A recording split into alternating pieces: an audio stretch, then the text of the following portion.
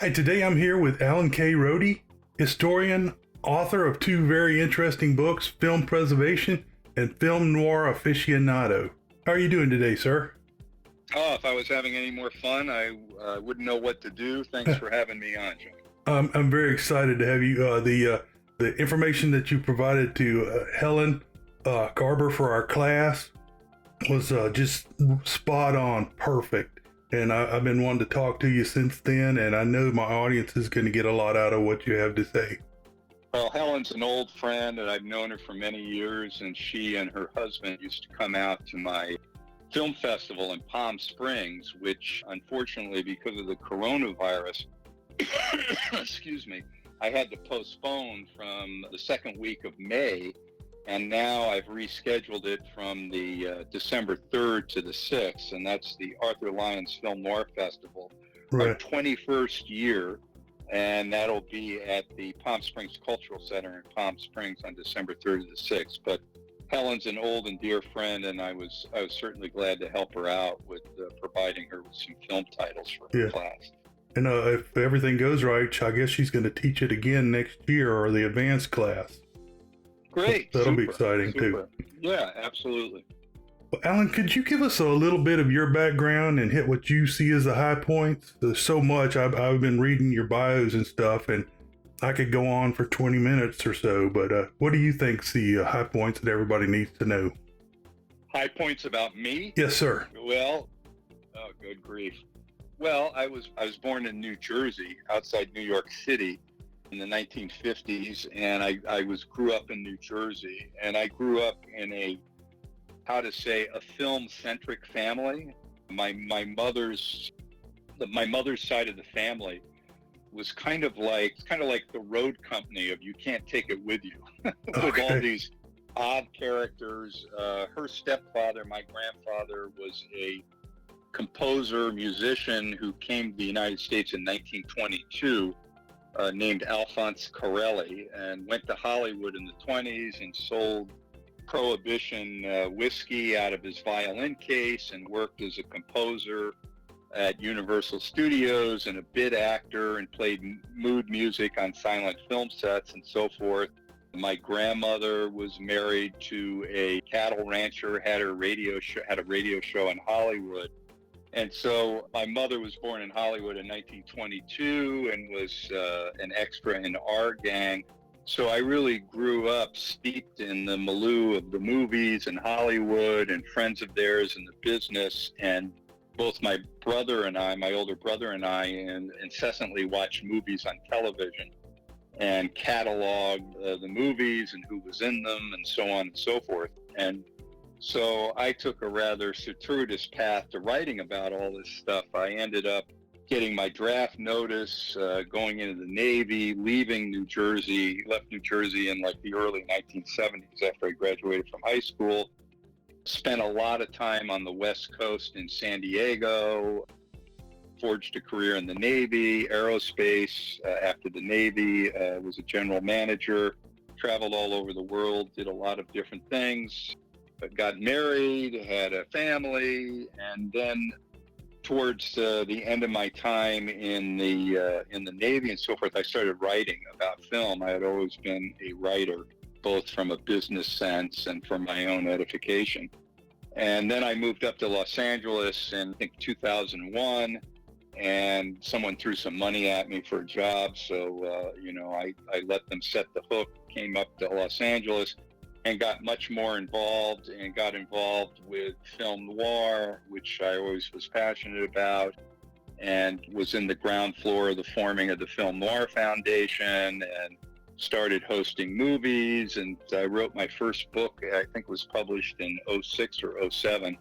Seems a long time ago, about Charles McGraw, which was a real serendipitous exercise because I got to know his family, his widow, his friends. And as I got to know more about this, I said, thought this was a story that should be told. So I wrote that book, and then I followed that with this magnum opus, for lack of a better term, on Michael Curtiz, which took me a long time to write and took me to Europe and all over the place. And I've had my own film festival in Palm Springs for 21 years and doing a lot of different things. And thankfully, I'm at the point of my life where I'm able to do now the things that I'm passionate about and what I want to do. And I'm working on a variety of projects now, including another book and so on and so forth. So life's been a great journey for me, and I still have miles and miles to travel before I'm done. Wow, that sounds like an amazing adventure. I wanted to hit on a few of those topics later on. I'd like to start with the Charles McGraw biography of a film noir tough guy. And I picked him up not in film noir, but in The Bridges at Toko-Ri, Sure. came in and threw it to another way. But I've always loved his gruff and gravel style of acting, and I assume that's why you were drawn to that character.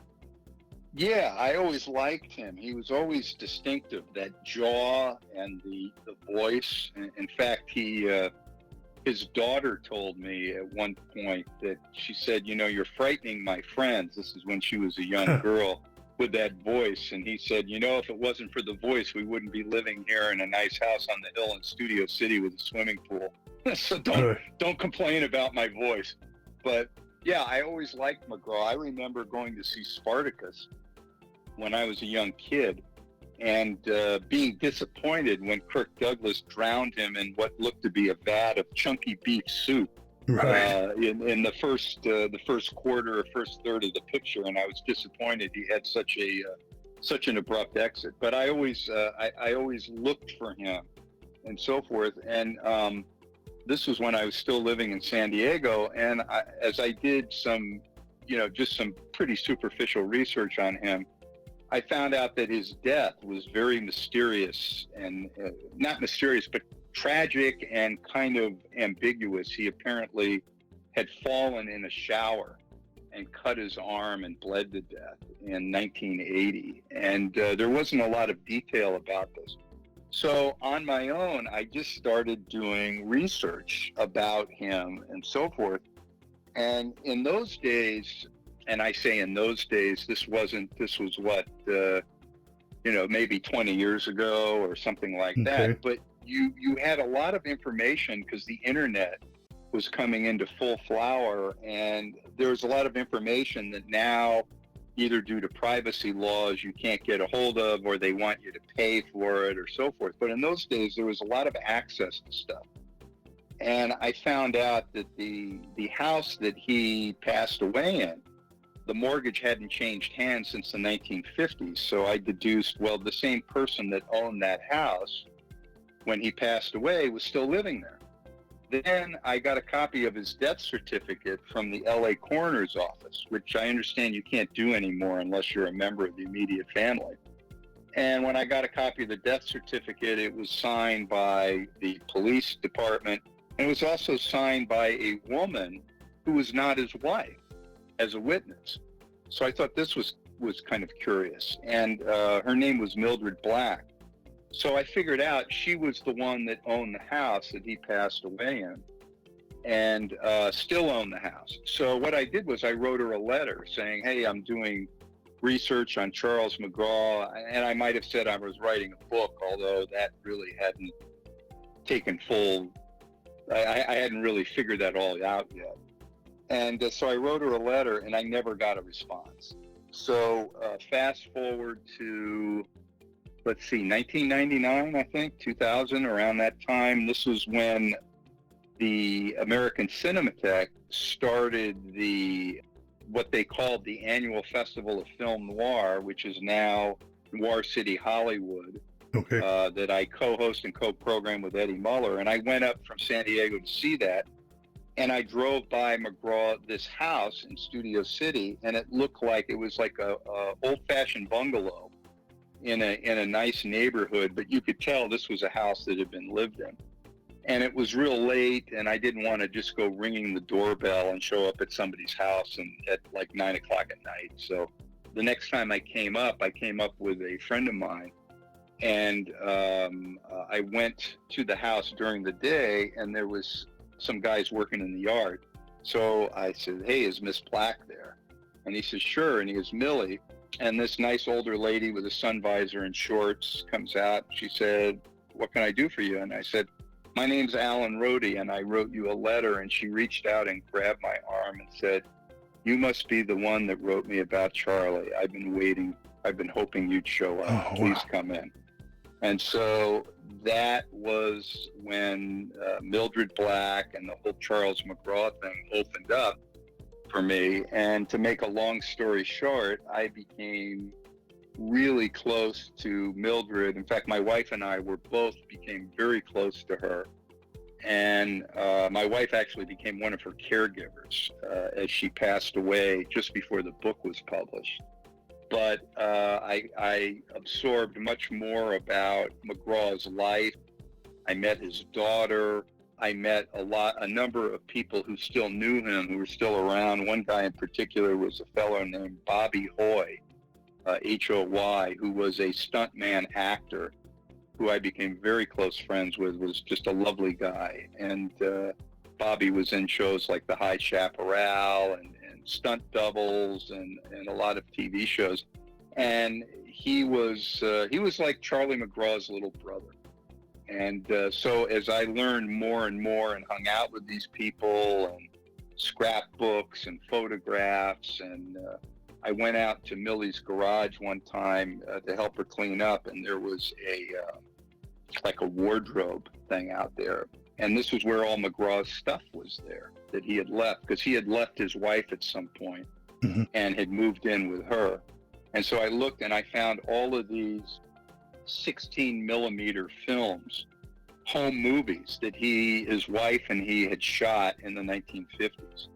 Amazing. And so I found these movies, and I went ahead and I had a 16 millimeter projector, and I projected this on the wall. At that time, we were living in an apartment in Encino, and there's this guy striding across a road somewhere at a film location back east. It was very green and everything. And I'm looking at this and I'm going, I know that guy. Who is that? And then it moved to where there were shots of Alan Ladd. And what I figured out it was the movie The Man in the Net, made and shot in Connecticut in 1959. And the guy striding across the road, waving his hands and talking to all these functionaries that were following around was Michael Curtiz. Okay. So I had this early intersection with Michael Curtiz, and then I saw all these home movies with McGraw and so forth. And then she even he had his old raincoat that he wore in the movies, like The Killers, that I still have, and all this. So at some point, I decided, I really need to write down this story about not only McGraw, but the whole milieu of the way Studio City was in the 1950s with all the TV shows that were mostly all Westerns, and this whole group of stunt people and actors that hung out at the taverns and so on and so forth. And it's an era that is completely gone. I mean, if you go to Studio City now, it's Southern California, strip malls and this, that, and the other thing. And back then it was a little town.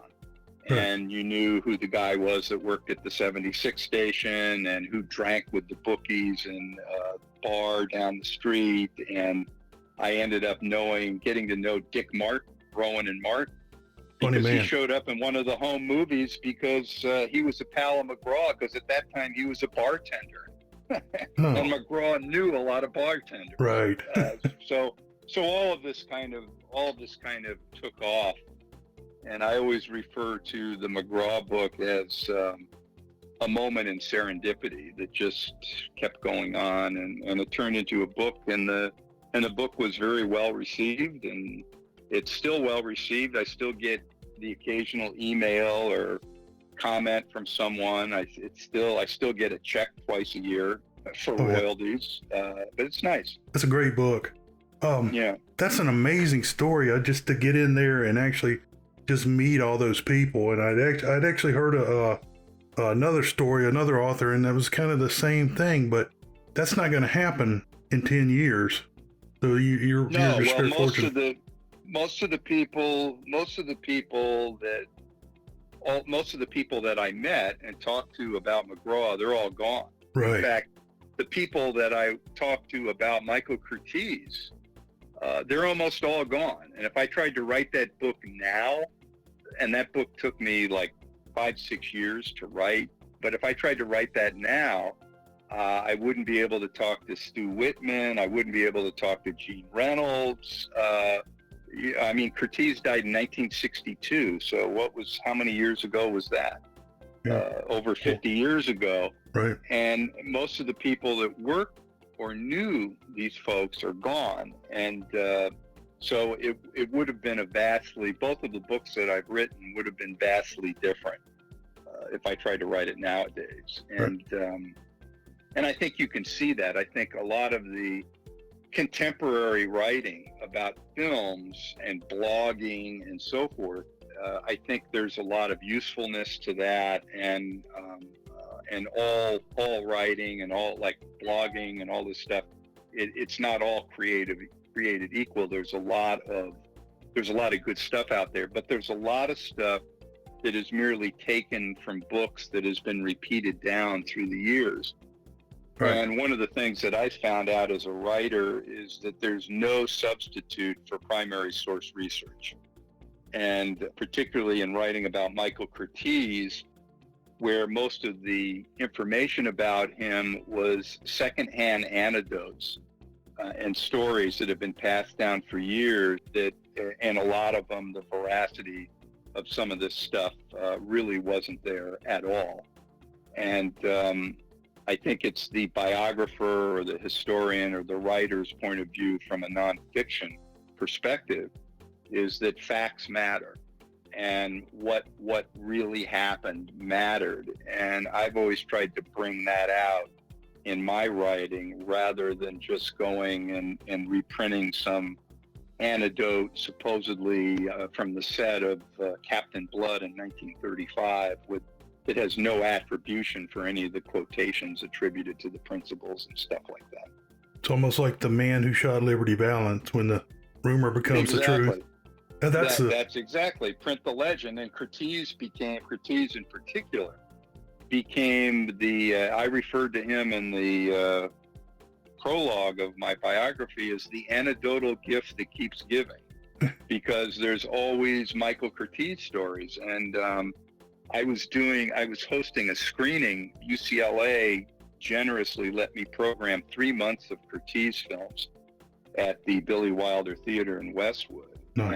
And I was going up to introduce Triple Bill, and the place was sold out, and I had sold a bunch of books, and very excited. And a very well-known director buttonholed me and said, "I got to tell you this story about Michael Curtiz." And I didn't want to be rude, but I needed to start the show. So I'm kind of like letting this guy, and this guy starts telling me this shop-worn story about Curtiz being serviced by some ingenue behind the flats on some set. The story varies. Either it was Casablanca or another picture and so forth. And I think every person I interviewed, every male that is, leaned forward at some point and said, "Hey, have you heard this story about Curtiz? Have you heard this?" So I'd heard this story, and this director is telling me this story in all good faith, and he looks at my face and he says, "You've heard this before, haven't you?" I go, "Yeah, about 150 times, but that's okay." And so when I went up to introduce the picture, I said, "Hey, I'm sorry for being late, but I was being told a story about Mike Curtiz, and it proves one thing: even though he's been dead for more than 50 years, he remains the anecdotal gift that keeps on giving." And so, but I found out a lot of the things that were said about him, particularly from a professional point of view, that everyone hated him, that he was mean to everybody and sadistic, and he was a hack director who just shot the script. And I found that many of those things were absolutely not true at all. So it always gives me pleasure to set the record straight on things that have been accepted as fact, but I always find the factual side of the story much more interesting. Right. Good scholarship. And the name of that book is Michael Curtiz, A Life in Film. Michael Curtiz, A Life in Film, from the University of Kentucky Press. And I'm pleased to note that the UOK Press is bringing it out in paperback next year in February. And I've written a new afterword to it, because one of the things I've discovered is when you write about something or some person, after you do it, then all of a sudden you become privy to more information. You know, like the people that came up to me and said, "Oh, we rented a house from Curtiz's brother, and we have all these photographs. If only we had known you were doing this." And you know, and since that time, I've met Curtiz's grandnieces from his one of his sisters in. Their grandmother was Curtiz's sister in Hungary, and I found out quite a bit about what happened to Curtiz's family during World War II, and what happened with a number of these children that he had out of wedlock. I think he had 4 children out of wedlock by 4 different women during the 1920s and into the 1950s. And I found out quite a bit more about this that I put in this afterwards. So it's very gratifying that the book has been successful, and it's gratifying that it'll be out in paperback next year. Looking forward to that. I'm gonna just throw just a basic question out here. He's done so many films. What do you think is Curtiz's best film? Oh, I can't really answer that. All That's right. like asking which of your grandkids you like the best. I got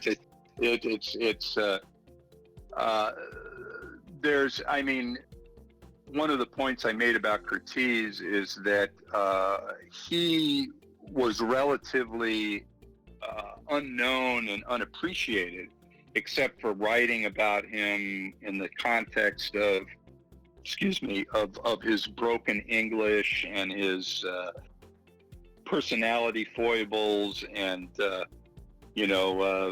all of his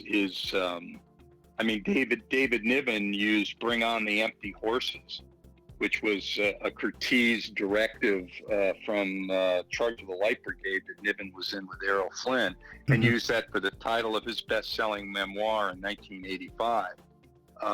But his films, we celebrate Yuletide every year with White Christmas.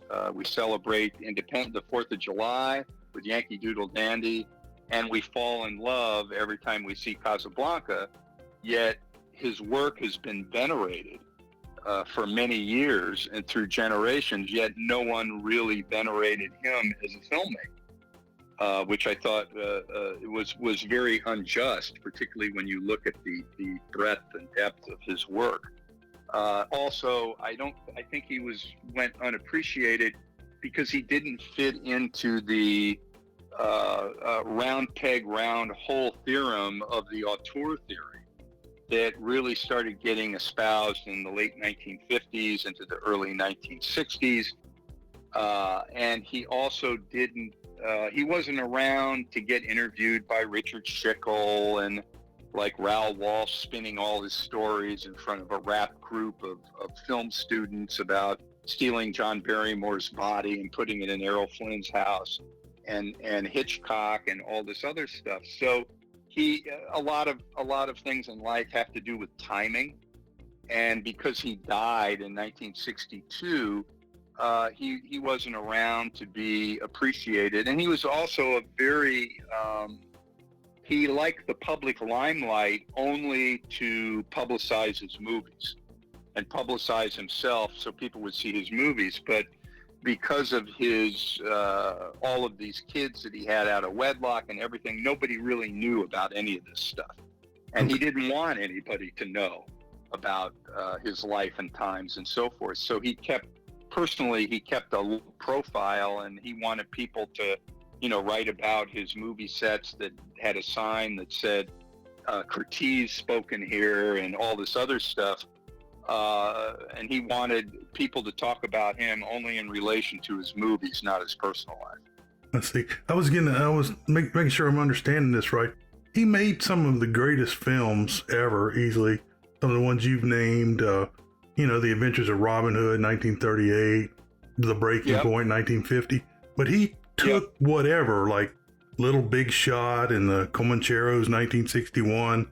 And is that are you saying that, like, because he did such a diverse type of movies that he was never appreciated for the sheer genius? Yeah, I think that's part of it. He was addicted to making movies, and in the days, he ran a movie studio and was making movies as kind of a Hungarian version of David Selznick or somebody like that in the teens, before and during World War I. So when he came to America, he was a guy that had made over 70 feature films. And he came to Warner Brothers in 1926. And he worked at Warner Brothers until 1953. So first off, he more than any other American director, and he became a quintessential American director, he determined the brand at Warner Brothers, the type of pictures that they make and the style and so on and so forth. And the other thing is that he did, back in those days, in the 20s and the 30s, contract directors were contract directors. The studio bosses ran it. They were making movies as product, for the most part, to put in their theater chains, particularly Warner Brothers, that had acquired a vast number of theaters.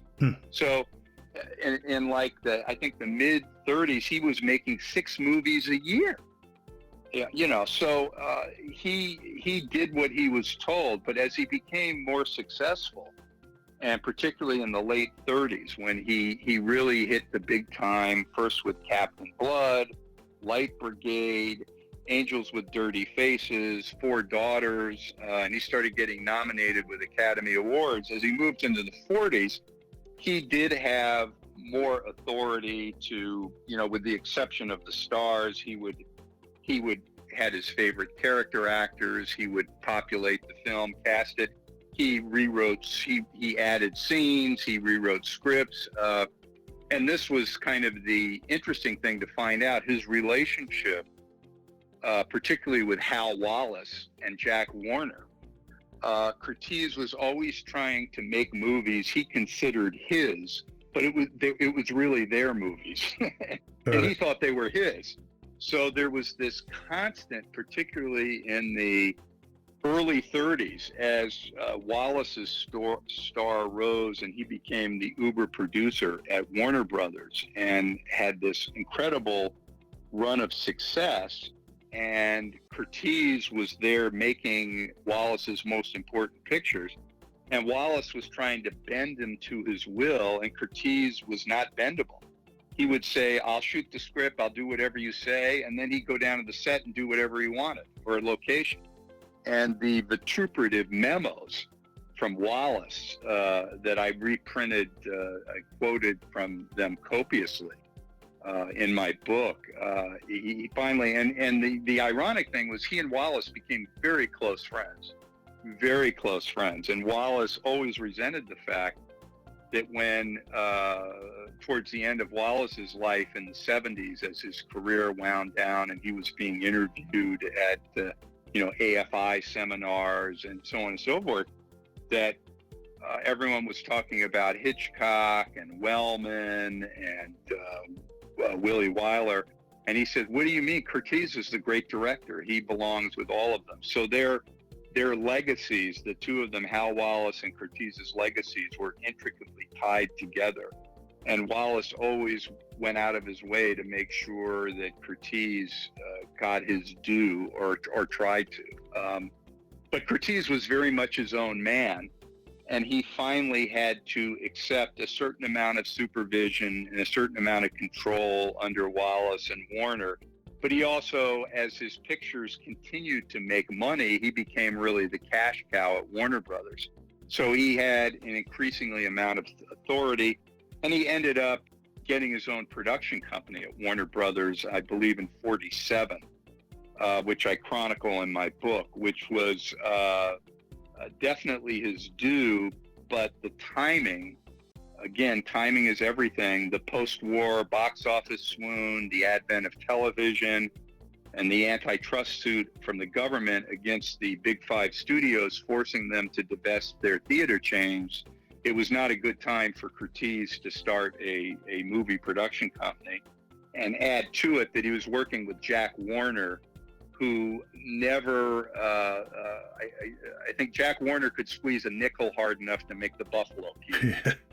And Jack Warner pioneered the term of creative accounting that really gained full flower in Hollywood, and still goes on after World War II, because the whole studio system changed, and it went from a studio that was cranking out like an assembly line, movie after movie after movie, to keep people in the theaters, to more of a smorgasbord of hiring independent producers and partnering with Burt Lancaster and Alfred Hitchcock and so on and so forth, and putting out much fewer pictures because the costs for everything after the war really exploded. So any rate, but Curtiz, he was a great filmmaker and had great instincts about everything having to do with film, because film was his life.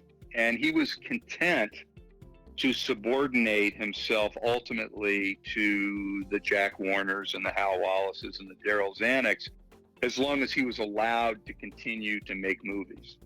See. And movies came before fatherhood, came before being a husband, came before sex, which was a close second for Curtiz in making films. I guess that's the way it was back then. Yes, it was. Yes, it was. I have a question I want to ask you, and I'll cut this out if it doesn't make any sense, and I'm a little embarrassed. I read an article that you wrote about blacklisting and the union takeover, the mafia takeover. Yeah. And I cannot find it again.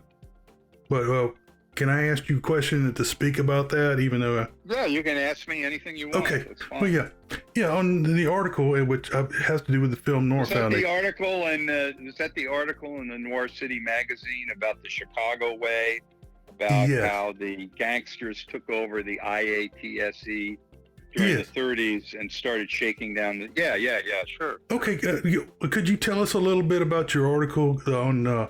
the Chicago way, the blacklisting, and the mob involvement? Sure. That's an interesting piece of history, and it has been written about by other people. A guy named Gus Russo wrote a very interesting book called Super Mob about the Chicago outfit and its tentacles that extended into Hollywood, and how much influence for many years the mobsters had in Hollywood. And so in particular, there was a guy that lived in Hollywood for many years named Sidney Korshak, who was one of these guys that all he had to do was pick up a phone and make a phone call, and union problems ceased.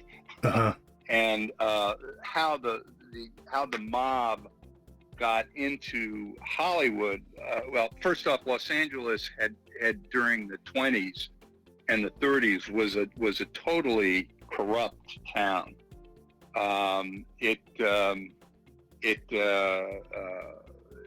The mayor was the mayor, Frank Shaw, was removed due to a special election for malfeasance in office. I think it was after one of the people running against him had his house blown up by a police lieutenant with the LAPD. I mean, it was really wide open. And so what happened is these two guys from Chicago, and I'm having a senior moment here with names. Let's see if I can find this article here. Bear with me, and I can call it up. So you must be a contributor to the Film Noir Foundation. I am, and I want to talk about that very important work in a little bit. I really just amazed by Trapped after I saw that. I think that's the most recent. You saw the new DVD? Yes. Yeah. That was That was a lot of fun. Article on Raymond Burr. Any rate, the mob got a hold of the IATSE. There were a couple crooks that started in Chicago, started shaking down the Paramount Theater chain run by Barney Balaban. And these guys were kind of small timers. One of them was an alcoholic union official for the International Association of Theatrical Workers and Stagehands, which is the shorthand version for that union is the IA. And these guys started getting money. They went around town and bragged about it. They bragged about it in a bar that was controlled by Al Capone's cousin. So he listened in, and then these two guys were frog marched into the eyrie of the head of the outfit at that time.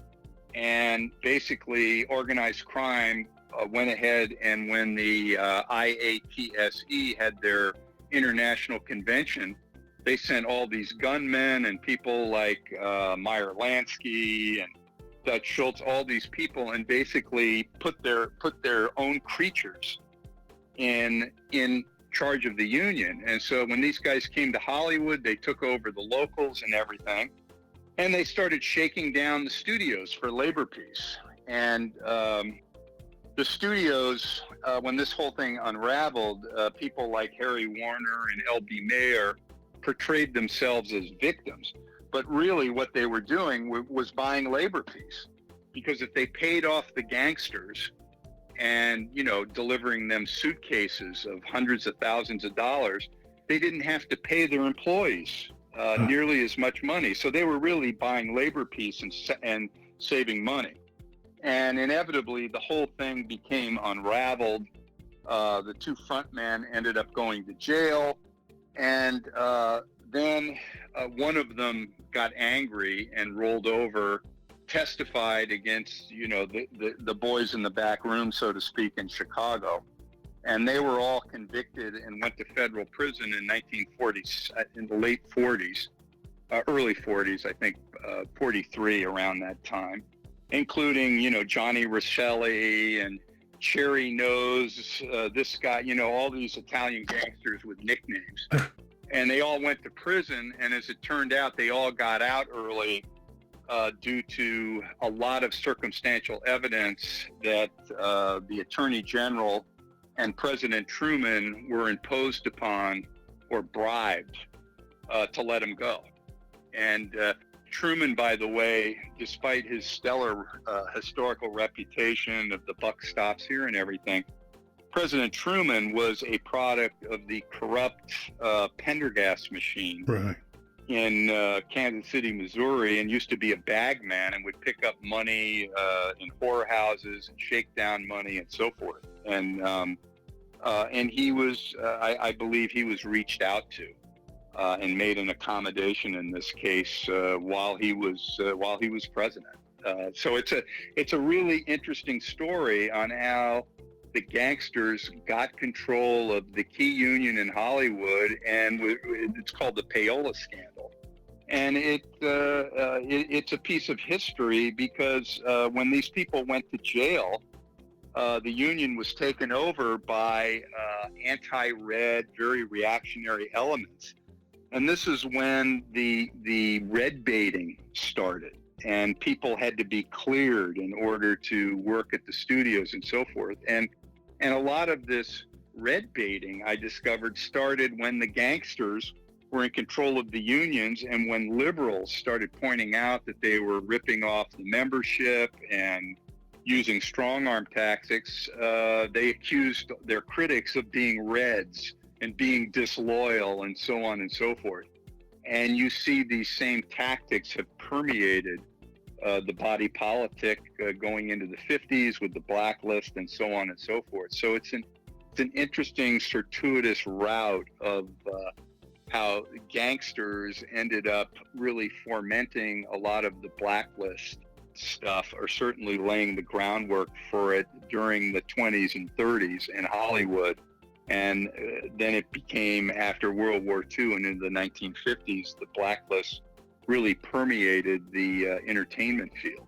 Right. And so forth. So it was an interesting article. I thought it was. It's a really different version of history, than we're normally taught.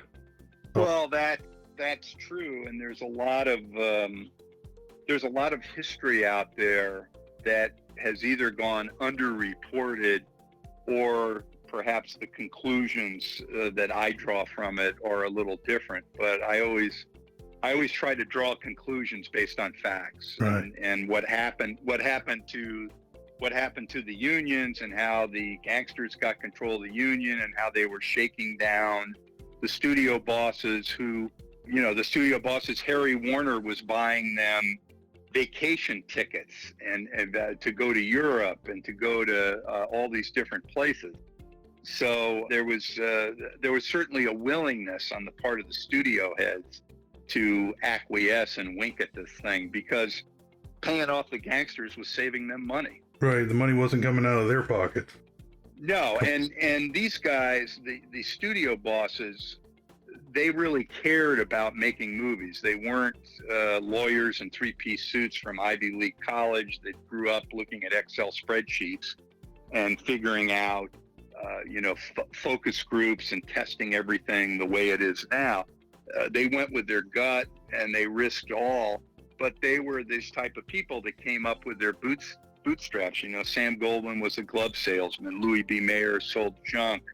Harry Cohn was a really, really tough guy. And these guys grew up through poverty, and their attitude was, I did it. Everyone else can do it the same way. I don't believe in unions. Why should I have to do this? I treat people how I want to treat them. And if they don't want to work for me, then it's tough.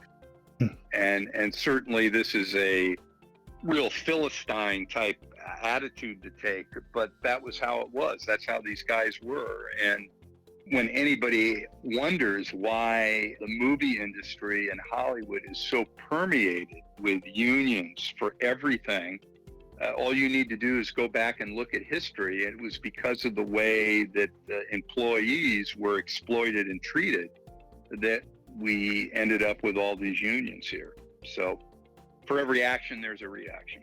Okay. All right, I want to jump back to, you mentioned the 2020 Arthur Lyons Film Noir Festival. That's correct. Could you discuss the legacy of that a little bit and re-mention the rescheduling of it?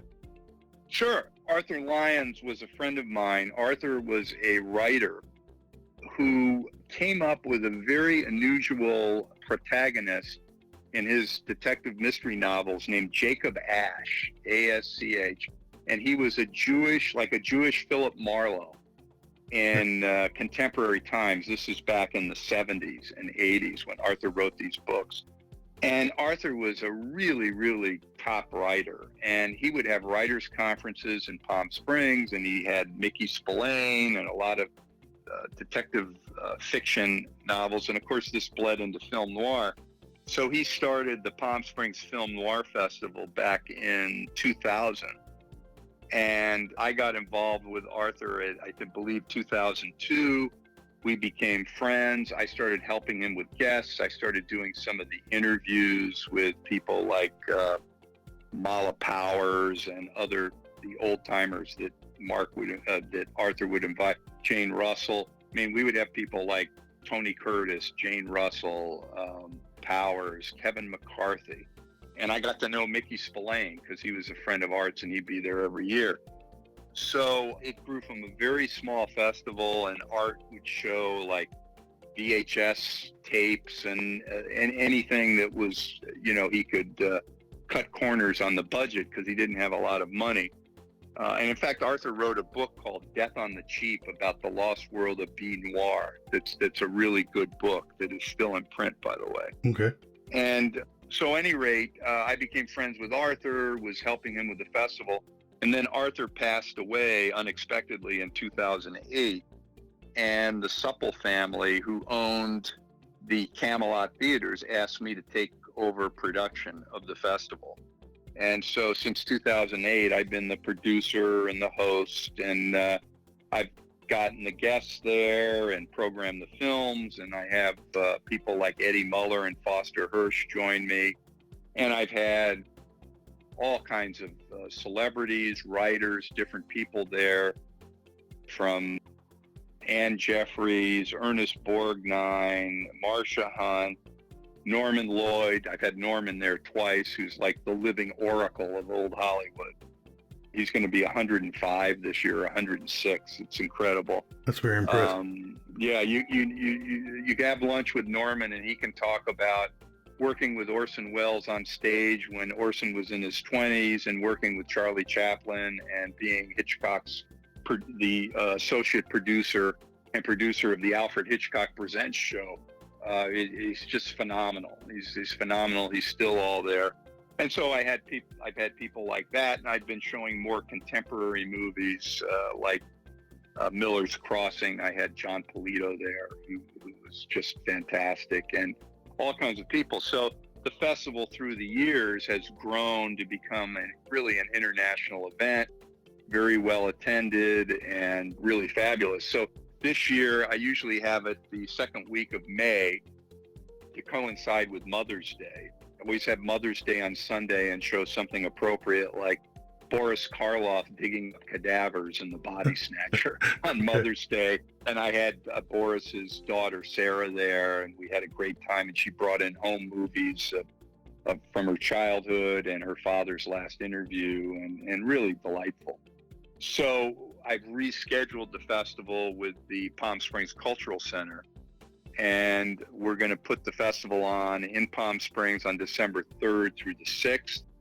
And, you know, I'm hoping, fingers crossed, that life will return to some sense of normalcy by that time, and people can foregather to some extent in movie theaters, and I can produce and put on the best festival that I can put on in December of this year. So we'll wait and see what happens. Absolutely. I'm looking forward. I'm going to try and get out there. Great. Super. And super. I guess I heard just a little news story that this virus may bring the drive-in theater back, which I thought was interesting. People sitting in their own cars watching movies. Oh yeah. In fact, I'm working with the one of the other things I do is I'm the chairman of the theater committee for the American Legion post in Hollywood, the Legion Theater, which is a gorgeous, restored, $4 million restoration theater. And we're looking at maybe doing a drive-in in the parking lot there, and it's right on Highland before the Bowl. Oh, very nice. It hasn't, it's a work in progress. It's still being discussed, but we're working on that. In fact, the last show that I hosted, second to the last show, we had to cut Noir City Hollywood short. And I hosted I think this was on March 11th, hosted a Veterans Noir night there, and showed a couple veteran-themed noir movies, post-World War II movies, and had Victor Matour's daughter there, and everyone was dressed up in 40s regalia, and I had 300 people there, and it was a great show. And the Legion Theater is really a beautiful venue. We partnered with Retro Format and showed a new print of Chaplin's The Gold Rush. Oh. And the theater holds, I think, 482, and it was completely sold out. Right. With piano accompaniment and so forth. So there's really some exciting things happening at the Hollywood Legion Theater that I'm involved in as well. And it's also a way, the Legion is not my grandfather's Legion during the 1950s and the 40s. It's very proactive in helping veterans and supporting the community. And as a veteran, I look at this as a way, at this point in my life, of giving back a little bit and doing this stuff with the Legion Theater. So I'm enjoying it. There's some super people there. So it's another thing that I'm doing to keep me off the streets and keep me active. That's very awesome. You said I believe in your biography on your site that you thought that you'd enjoy watching a 75-minute B that was tightly made. And out of that, I want to ask, why do you think study or the watching of film noir is worth it? Or why is it important? Well, important. Important is like beauty; it's in the eye of the beholder. Uh-huh. However, I do think that as time moves on, and people have less of a sense of the post-World War II era and what happened during the war and how people talked and how they dressed. Now, certainly, film noir movies are not like a documentary of some kind, but I think you do get a sense from watching these movies what life certainly was like from a popular culture point of view, and how people dressed and how people acted and so on and so forth.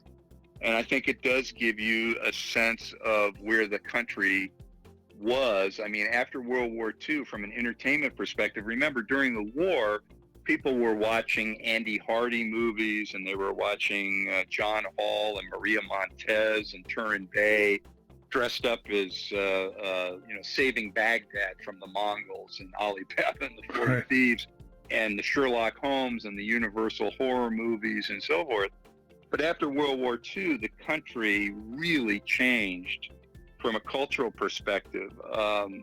Millions of people had been involved in the war to some extent. Many of them had seen or experienced or performed terrible things that they wouldn't have considered. Women were involved in the war, or they were home working, and the role of women had changed in society, had changed considerably.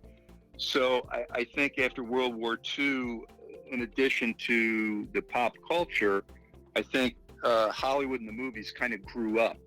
They left adolescence. They left Andy Hardy hitting up Louis Stone for a 10 spot to pay for dinner and those type of things, and more of an adult entertainment and more what I would call post-war film noir realism, which is kind of a clunky term, but it's the best I can come up with right now, came to take over, and people wanted more reality in their entertainment. And I think you see that in the post-war film noir phenomenon that ended up, as the 50s went on, it kind of morphed into television. And then you started seeing shows like China Smith and Dragnet and Perry Mason that had dark, crime-tinged themes and so forth. And as this society changed once again with the baby boomer generation and Technicolor and widescreen and 3D and all of these other things. But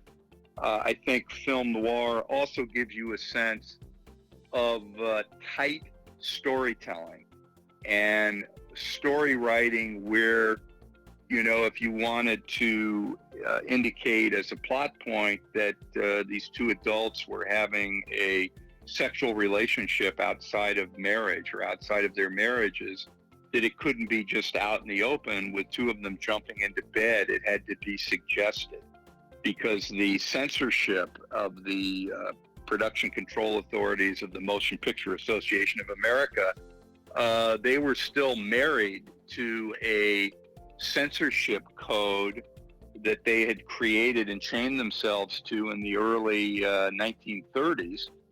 Because of the protests by the Legion of Decency and these other organizations complaining about the debauching effects of movies and so on and so forth. So the movie makers had to satisfy the desire to tell more adult stories while still adhering to this code of conduct that became more and more absurd as time went on, where you had a married couple, but they couldn't sit on the same bed together and have a conversation and so forth. So I think the creativity of having to, work with the production code while telling stories to a country and a world that had changed significantly makes for some very, very interesting entertainment experiences and popular culture enlightenment that continues during this day. And I think film noir is I don't think it's a genre particularly. I think it's more of a style and or a movement. And this is something where I think someone nowadays who's young and is content to watch movies off of cell phones and get their entertainment elsewhere, I think they can still identify with tightly wound stories that identify with the human condition of larceny and lust and greed and doing something even though you think you know it's wrong, you go ahead and you do it anyway. I think some of the themes of those movies are rather timeless. And I think one reason there's been a renaissance of interest in classic film is due largely to film noir. I think it strikes a vibe in the human soul that people respond to. Okay. Well, as we're getting closer to the end here, I wanted to ask you about the Film Noir Foundation, your restoration work, and the need for support.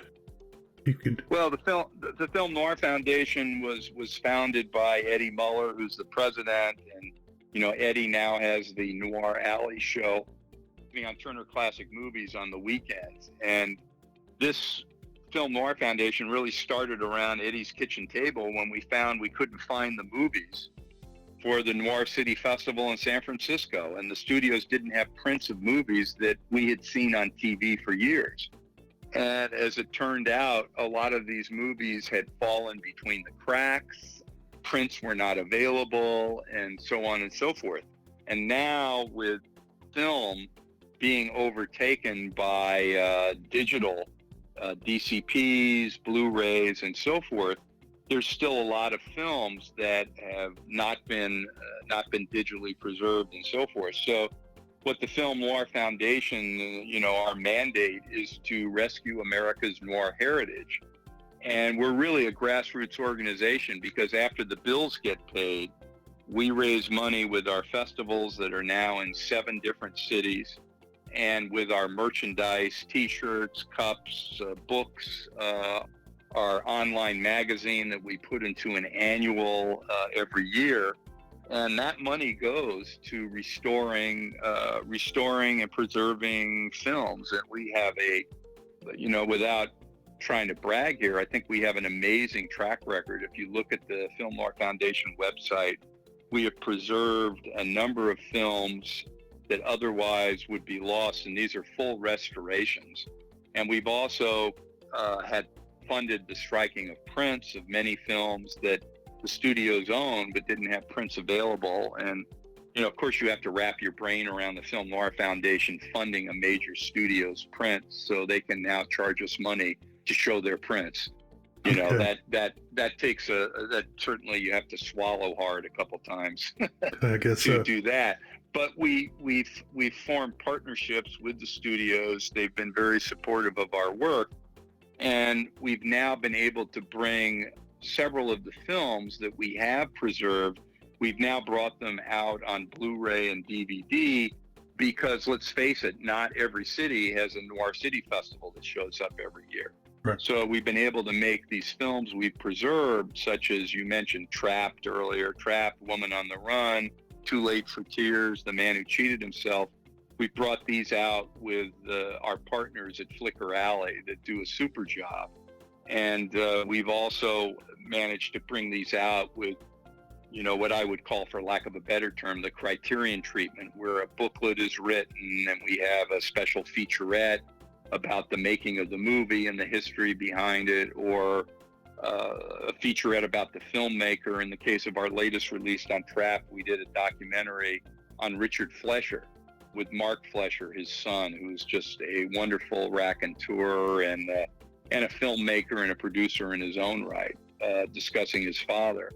And I've been able to contribute some of the commentary tracks for some of these films. So it's been a great ride, and we're working on several projects on which we speak. And all people have to do to contribute is go to www.filmnoirfoundation.org, send us $20, and you will start getting the Film Noir, Noir City magazine that has some of the best contemporary writing on film noir, both the past and the present.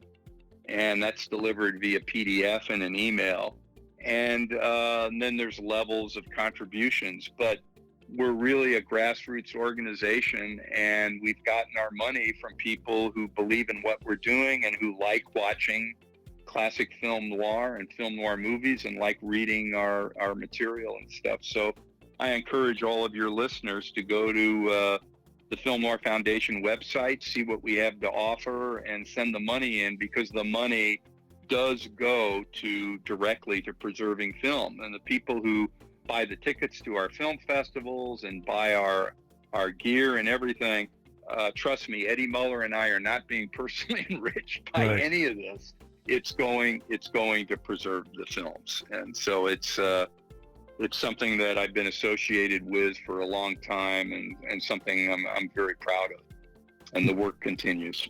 And I'll put the link in the show notes, and I love when my magazine comes in, because there's always some exciting information there. Great. Super. I'm glad. I appreciate your support. Alan, what did I forget to ask you? I don't know. McGraw, Curtiz, the Film Noir Foundation. One thing I would say, my website, www.alankrode.com, ALANKRODE.com. On my website, I not only have my books available for sale where people can buy them, and I will personalize them and autograph them and send them to them priority mail, but I have some of my writing is there, and I also have the videos of the discussions I've had with some of the people I mentioned, like Norman Lloyd and Nancy Olson and Marcia Hunt, and a lot of these are on the Film Noir Foundation website as well, with Eddie Muller's conversations with the different people we've had as guests at our festivals over the years. So I encourage people to go to not only the Film Noir Foundation website, but to Alan K. Rode's website. It has all the DVDs and the Blu-rays that I've done commentaries or produced myself, and different things, and a lot of the videos of the interviews I've done over the last 10 years are there. So I encourage your listeners to check it out. Okay. Well, Alan, I want to thank you, and I'll put links to that also in the show notes and on the website. So there is so much good information that you provided today, and I want to thank you again, and I know everybody's going to love it. Okay, great. Now, where can I find your website and this interview and your work? Where is that? I'm at classicmovierev.com, but I will send you a link before it goes live. Let you know where's everything. There'll be a video copy, a vocal copy on YouTube as well. All right, thank you very much. Enjoyed talking to you. All right. Bye-bye.